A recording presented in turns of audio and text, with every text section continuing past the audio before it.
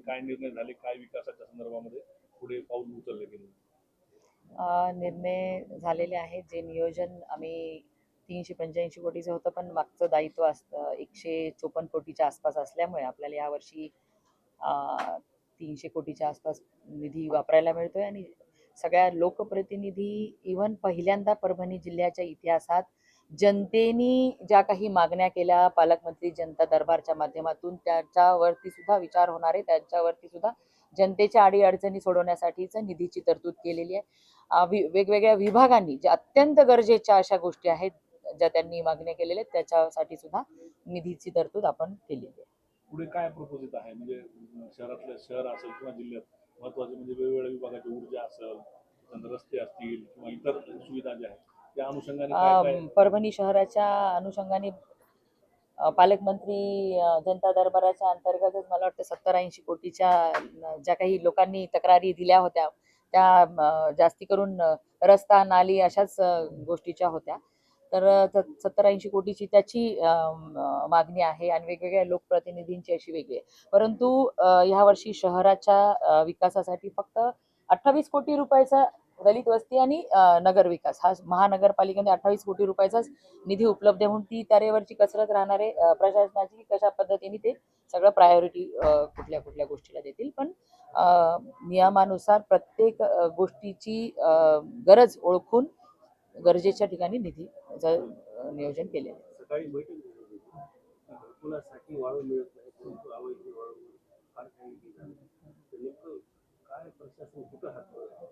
हे बघा, वाळू धोरण इतक्या चांगल्या पद्धतीने महायुती सरकारने आणलेलं आहे आणि पावसाळा असल्यामुळे काही नियमानुसार आता रेतीचं आपण रेती काढू शकत नाही 10 जूनच्या नंतर.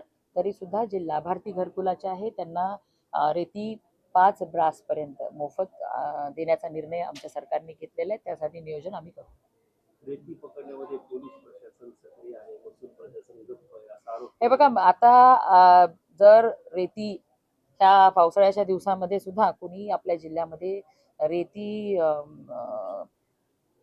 काढताना आढळलं तर त्या ठिकाणचा तहसीलदार, प्रांत, इव्हन कलेक्टर साहेबांना सुद्धा कायदेशीर कारवाई केली जाईल अशा सूचना आज आम्ही दिल्या. दिदी, ऊर्जा विभाग आपल्याकडे आहे, विजेचे काही प्रश्न आहेत शहरातले, कारण वारंवार वीज जाते, त्याकडे अधिकाऱ्यांनी लक्ष द्यावे या संदर्भात काही सूचना? हे बघा, परभणी शहरामध्ये 10-15 दिवसांपासून लाईटच्या जास्ती समस्या झालेल्या आहेत. तर 10 MVA चा ट्रान्सफॉर्मर शहरातला आपला फेल झाल्यामुळे आणि तो आपण तात्पुरतं 5 MVA चा ट्रान्सफॉर्मर कडून आपण वीज सुरळीत केलेली आहे. पण तरी सुद्धा आणखीन एक 15 दिवसामध्ये ही विजेची समस्या दूर होईल.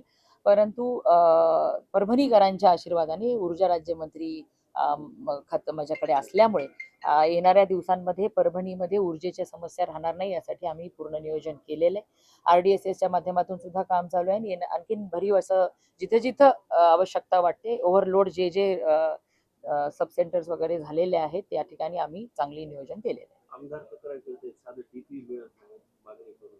आमदार साहेबांची तक्रार चुकीची आहे. उलट महाराष्ट्रामध्ये 48 तासाच्या आत जर DP फेल झाला तर देण्याचं काम इतक्या चांगल्या पद्धतीने आपल्या जिल्ह्यामध्ये सुद्धा चालू आहे, राज्यभरामध्ये चालू आहे. जिल्ह्यामध्ये पाऊस नाही, आज 23 तारीख आहे, शेतकरी संकटात आहे, तर त्या अनुषंगाने पुढच्या काही उपाययोजना संदर्भात? हो, दुबार पेरणीचं काय आहे ते सगळा आढावा आपण घेतलेला आहे. पण आज तरी तशी परिस्थिती नाहीये.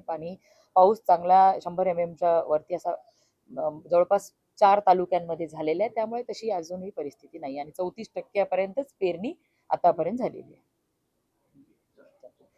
तुमचं सुद्धा सगळ्यांचं सहकार्य राहू द्या.